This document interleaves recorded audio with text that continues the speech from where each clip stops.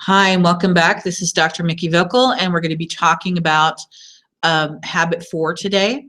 And so, unlike some of the previous chapters, the software I've been using has been sort of fighting with me about doing many short videos, which I actually prefer. This is going to be one long video about habit 4. And so what I will try to do is give you timestamps at places in the video of where to look for certain things. So I apologize in advance for this being a long video. So let me share my screen with you.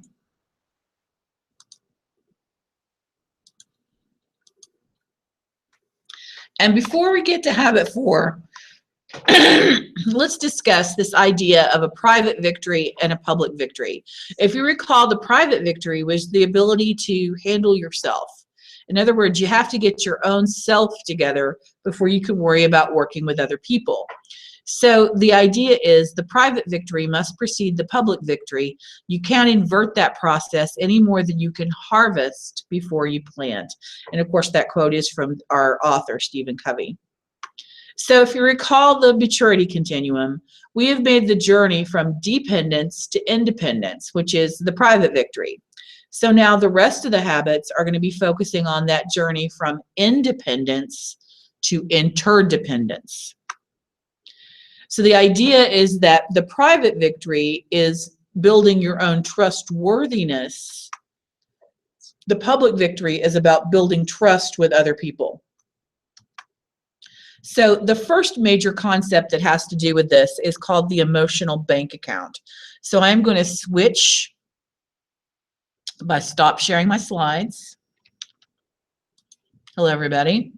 And now I'm going to switch to the video screen. And in the video, we are going to talk about that whole idea of the emotional bank account.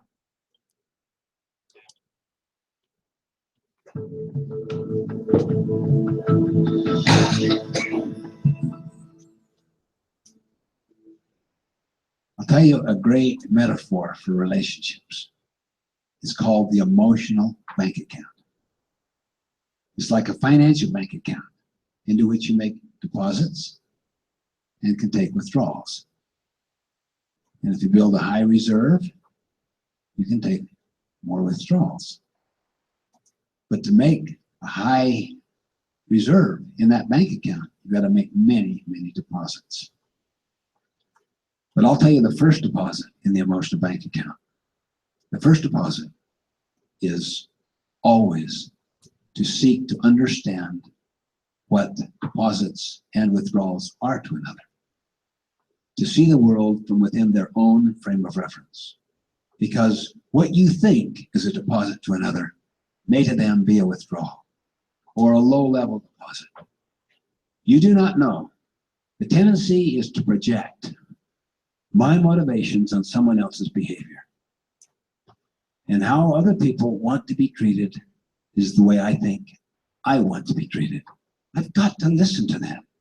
So the next deposit would be treating people with kindness and courtesy and respect.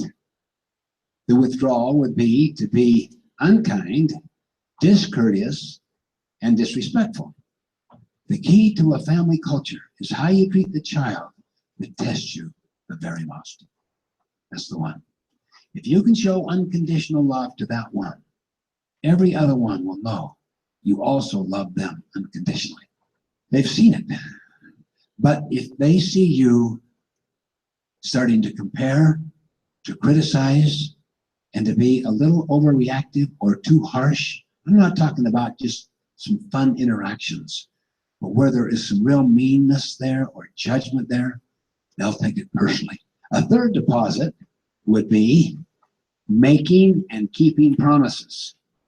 A withdrawal would be not making a promise or making a promise and breaking it.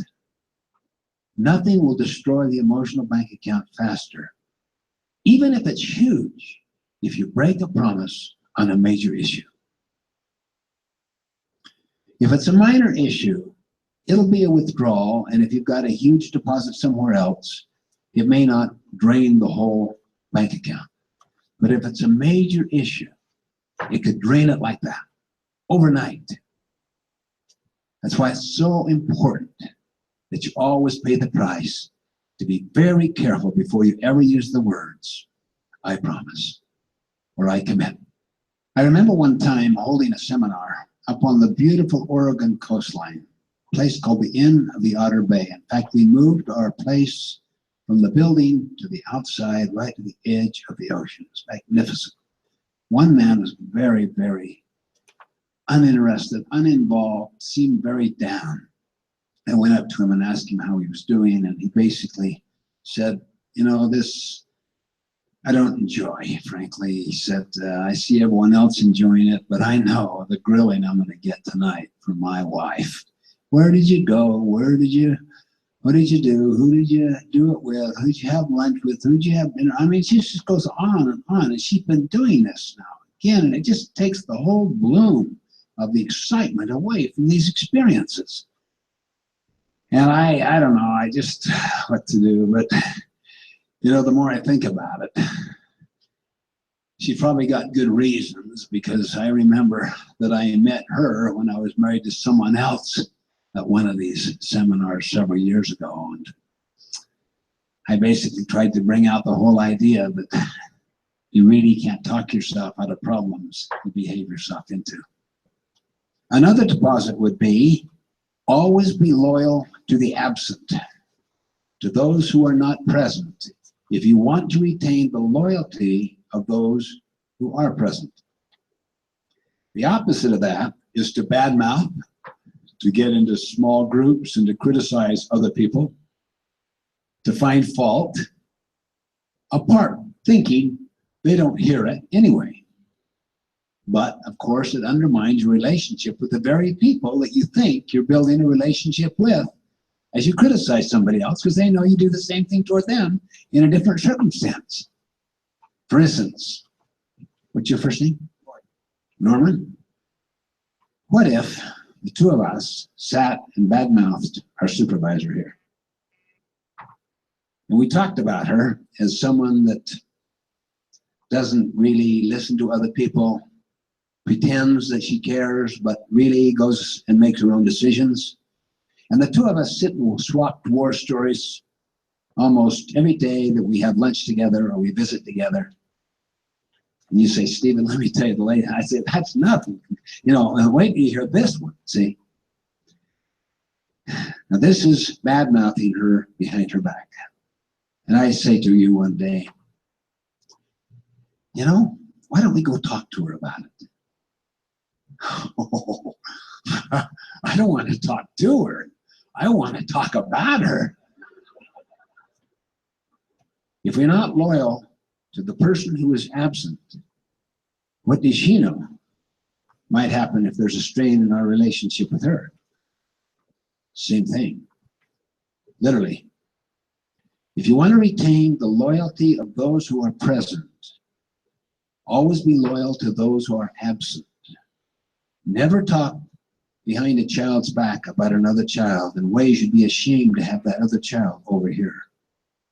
Another major deposit is to learn to make clear expectations every time you undertake a new project or a new relationship. Withdrawal is the opposite of that.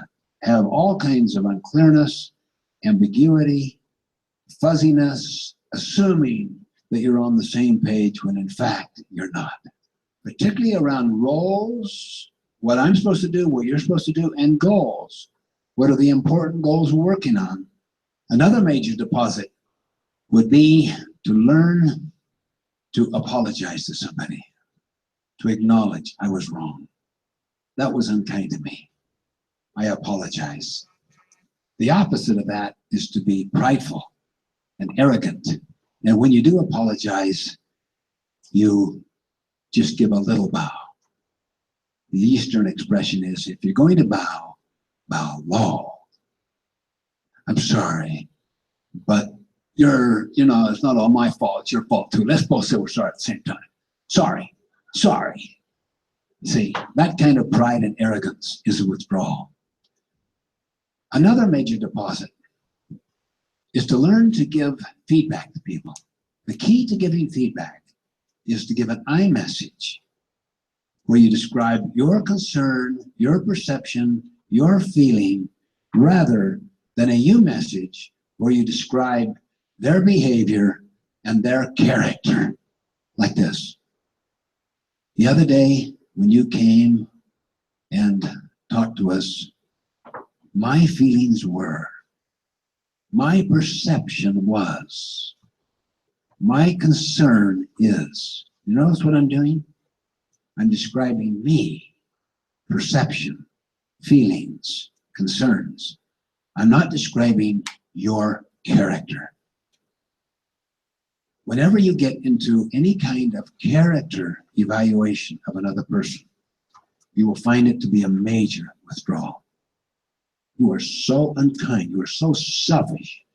You're so bratty. You never consider anybody but yourself. You messages are withdrawals. I messages are candid, honest deposits. And they build relationships. This is hard to do sometimes when you get emotionally all caught up and invested. So you have to be patient sometimes. Back off. Wait till you can kind of reconstitute your energy and recommit yourself to the principle of learning how to give feedback to another. I care enough to give feedback. And then you ask, could we visit? And could I share with you a concern that I have? Another major deposit is to learn to forgive and to forget so that you're not giving away your future and letting yourself be disempowered by the weaknesses or the injustice of the past towards you or towards your own.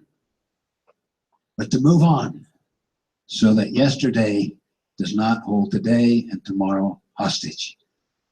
The withdrawal is to let it hold it hostage, to give your future away, to have bitter feelings and to surround yourself with people who feel similarly, massage each other's hearts as you confess someone else's sins. So those are some of the major deposits and withdrawals that represent the makeup, the character of what we call the emotional bank account.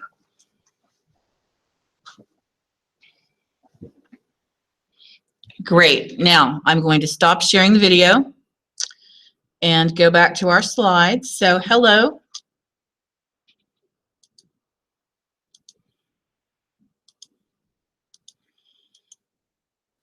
So to review, here is the list of deposits and withdrawals that Dr. Covey was talking about. Deposits: seek first to understand, show kindness, courtesy, and respect, keep promises, be loyal to the absent, set clear expectations, apologize, give feedback, especially using I messages, and forgive. And then the withdrawals. So now we're ready to start on habit 4. So we've done the private victory. Time to work on the public victory, which is the attitude, which is think win-win, habit 4. The skill, the seek first to understand, then to be understood. And the result, synergy, habit 6, that you get from this work. So we're now going to look at another video called Win-Lose Conditioning. Hello again. Going to change my screen share back to the videos.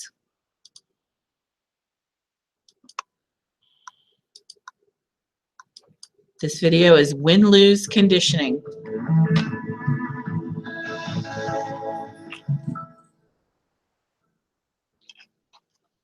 Now what we're doing is looking at how the private victory helps to produce the public victories, that is, in our relationship with others.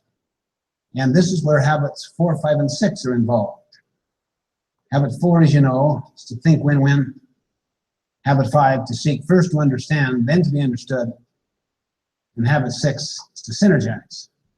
So do you want to come up and help me a minute? Look strong and healthy.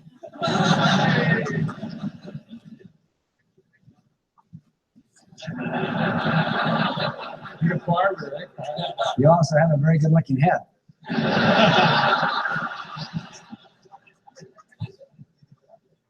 I Ron, I've never lost an arm wrestle. And I don't intend to now. You're either going to be down there or I'm going to be down there. Okay? Now, see this triumvirate right there? Yes.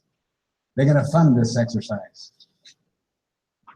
so that if he puts me down here, he gets the dime. Okay? And the three of you have pockets that deep? Just stand over here a little more. And if I put you down here, that means you give me the dime. Fair enough? You can draw on all of those behind you. All right, now brace yourself. Come on. Put your elbows close together. Okay. Now, you keep track. You tell us when to start, all right? What's your name? Colleen. You tell us when to start. Give us 15 seconds. All right? Now, if he happens to put me down twice, he gets 2 dimes. So keep track of how many times he puts me down or I put him down. Okay. Give each other the intimidating stare. All right. Okay, wait, start equal. All right, tell us when to start.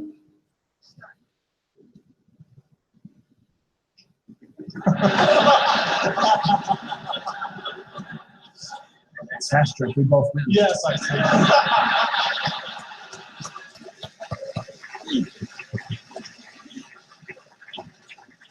I mean, literally. See, everything communicates war, contest, win-lose. So, while he's thinking win-lose, you think win-win. Habit 5, you always seek first the interest of the other.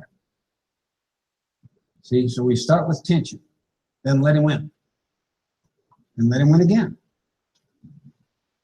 So gradually he starts to learn what's truly efficient.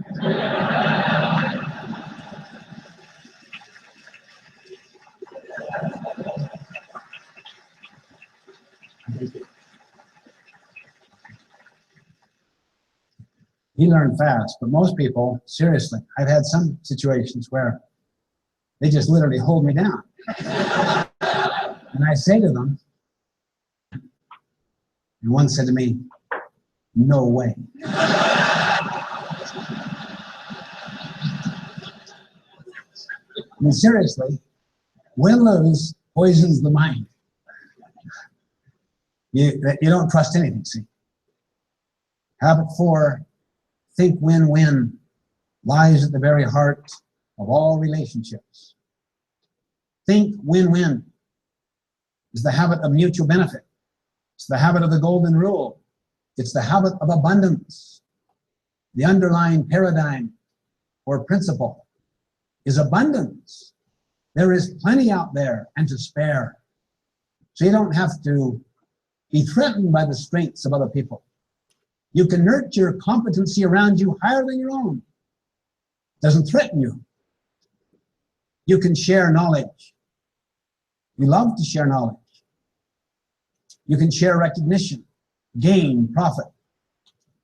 But if people derive their sense of worth from being compared, from the external, from the social value system out there, how well they stack up, they're always in a state of anxiety.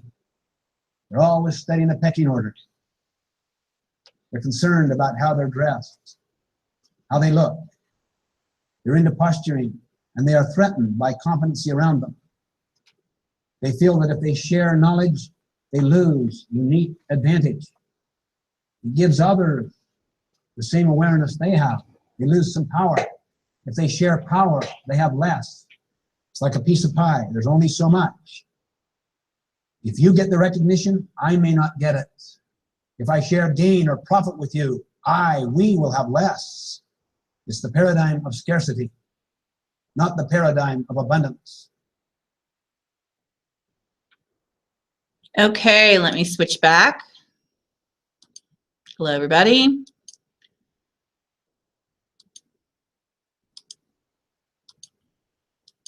So that was win-lose conditioning. So that takes us into the real discussion of habit 4, which is think win-win. It's the mental attitude. And George Eliot said, what do we live for if it is not to make life less difficult for each other?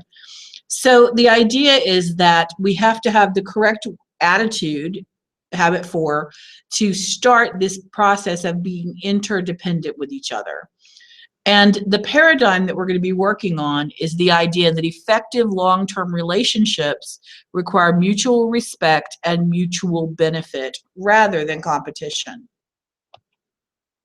So the ineffective paradigm is that there's only so much, and the more you get, the less there is for me.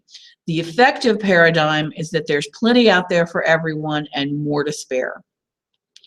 So really, there are 6 paradigms of human interaction. Win-win, which means I win and you win. Win-lose, which means just like every game we ever play, I win, you lose. Lose-win, that means I'm going to lose on purpose so that you can win. Lose-lose, which means I'm losing, but you're coming down with me. Win, which means I don't care if you win, I don't care if you lose, but I'm winning, get out of my way. And then what Covey considers the best of all possible paradigms, which is win-win or no deal. In other words, we both win in this situation or we're not going to do the deal. So I'm going to give you another video from Covey about win-win thinking. So stopping to share this. Hello again. Switching back to the video. Here's win-win thinking.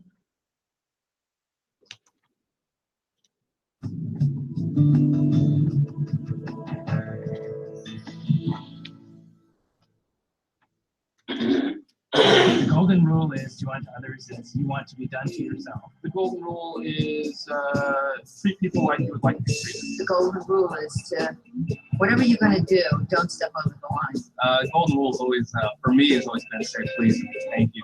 Do unto others as you would have done unto yourself.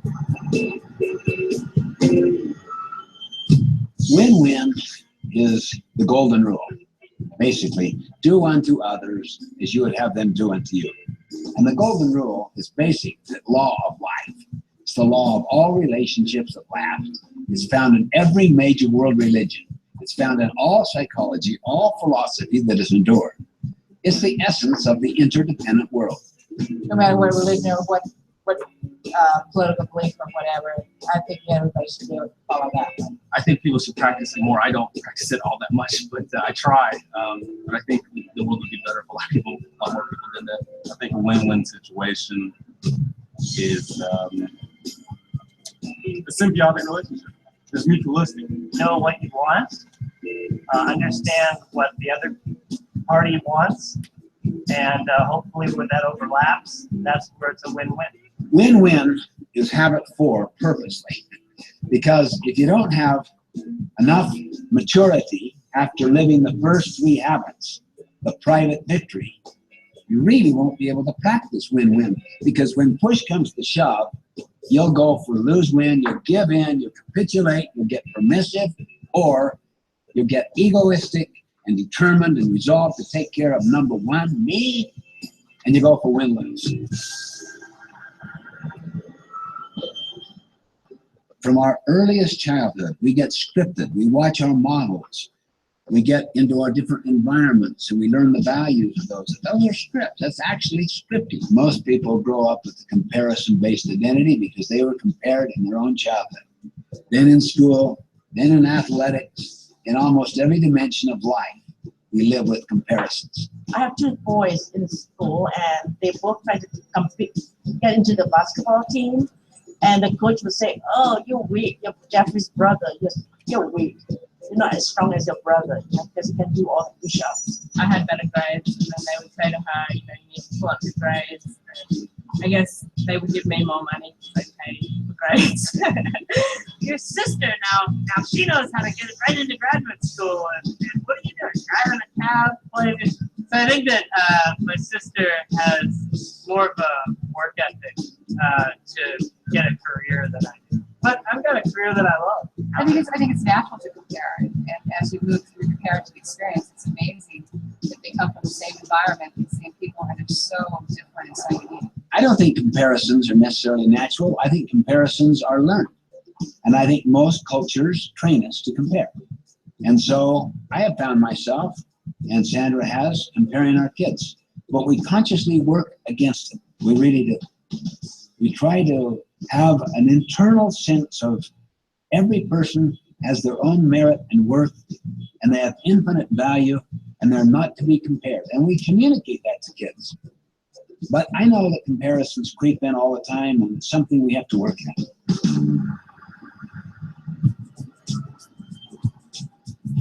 Now, much of the world is win-lose. Competitive athletics, competition in the marketplace. You think competitively. So it has its proper place.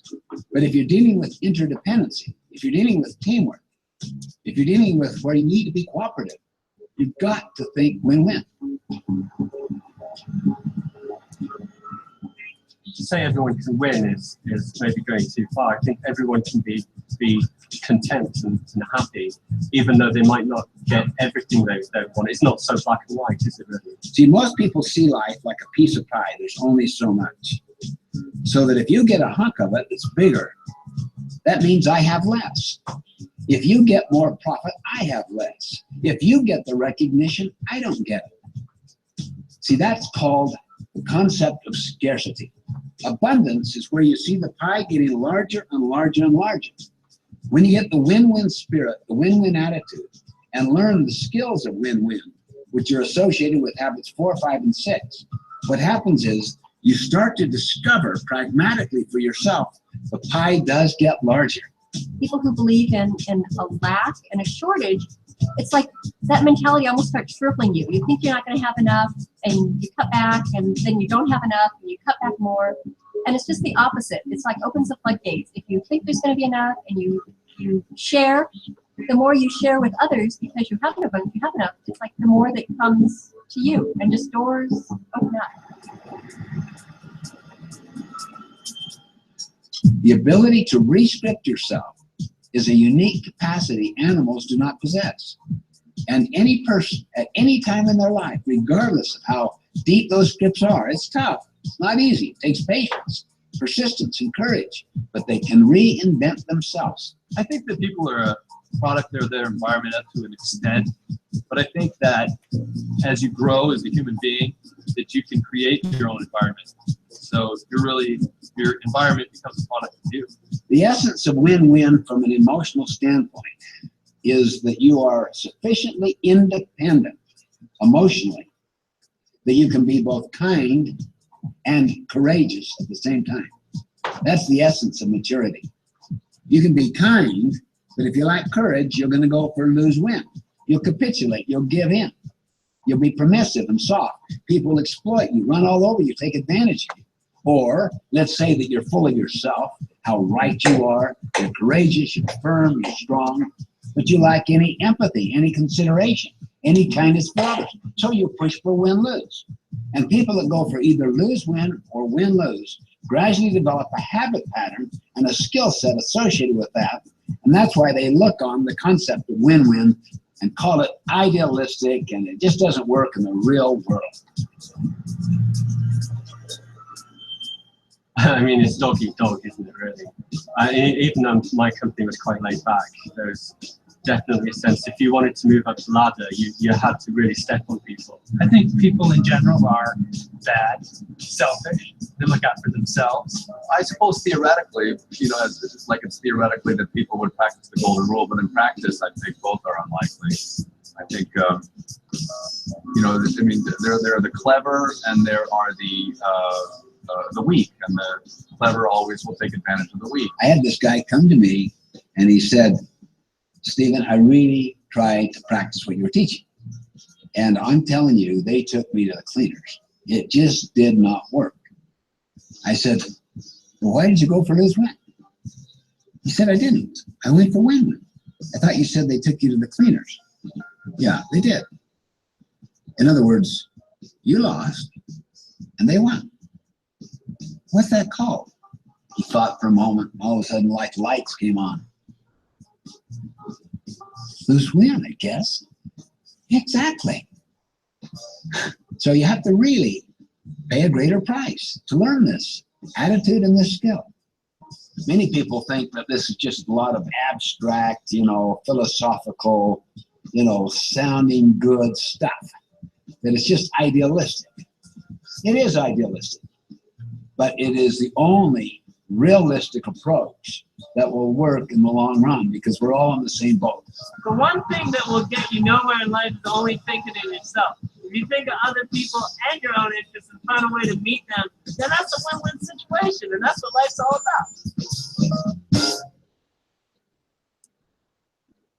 about. Okay. Let's switch back.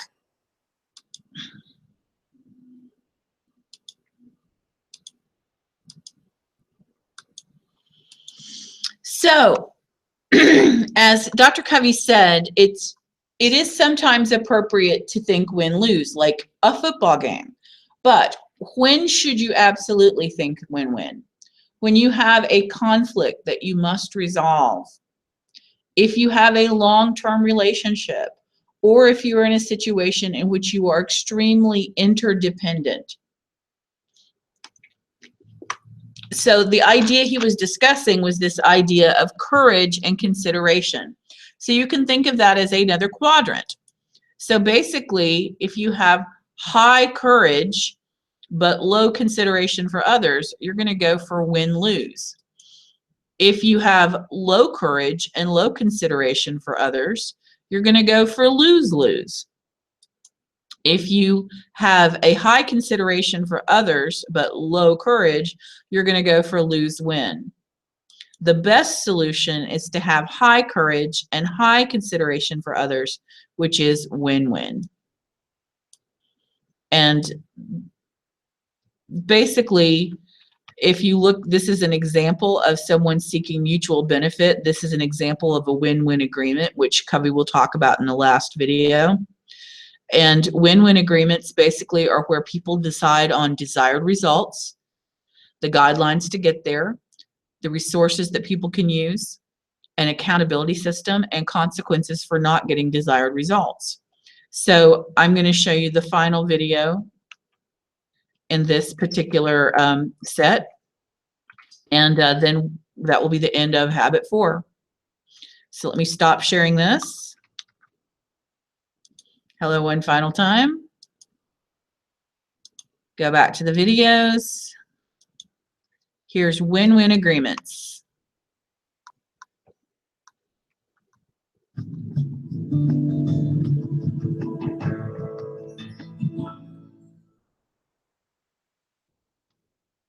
You know my green and clean story.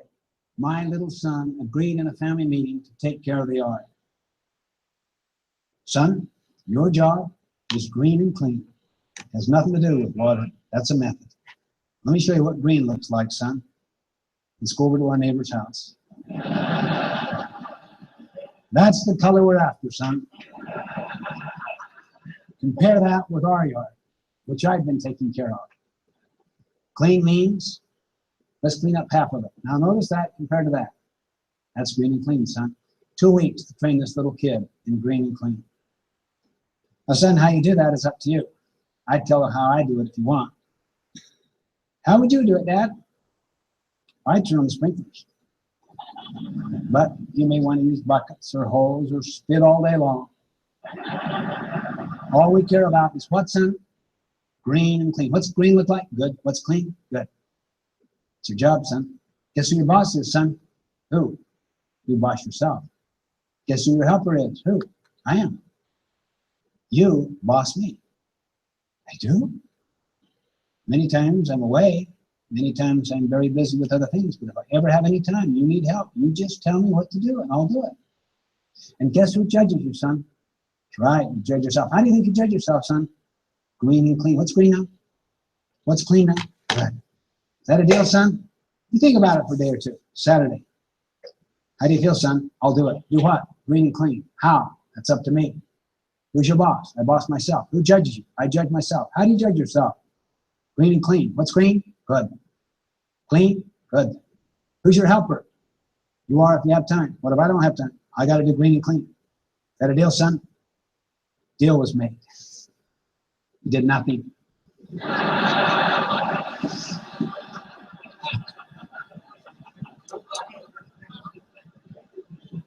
2 weeks of training. Nothing all that Saturday. All that Sunday. Monday. It's Tuesday morning. Going to work. Hot. Summer day. Burning up. Yellow.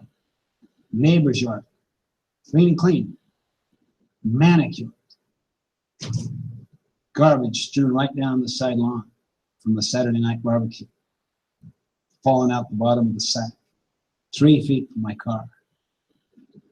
I could rationalize a little away Saturday and Sunday. But Monday, this is inexcusable. I was ready to move to win-lose. Now, son, you get out there. You get over here. Or I'm telling you, the moment you do, you kill the goose. You kill effectiveness. You go for efficiency. Yeah, he'll clean that up. And what happens tomorrow when you're not there? Bite your tongue. Reaffirm your purpose. Raise boys, not grass.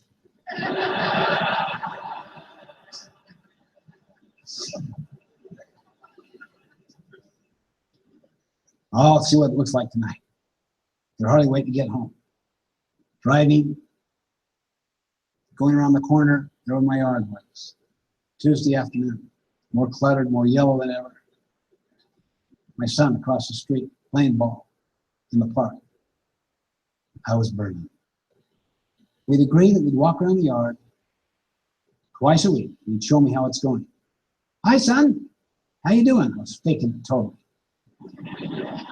Just fine, Dad. How's it going in the yard, son? Just fine, Dad. That was his accountability. Why? I violated our agreement. I knew that. That's not what we agreed to do. I bit my tongue. After dinner, why don't we walk around and show me how it's going? Before we got to the door, you could see his lip. By the time we got out in the front yard, just open bawling. It's so hard. I mean, what was hard? He hadn't done one single thing. I'll tell you what hard is moving up the level of an issue. If you nag people enough, work is the course of least resistance.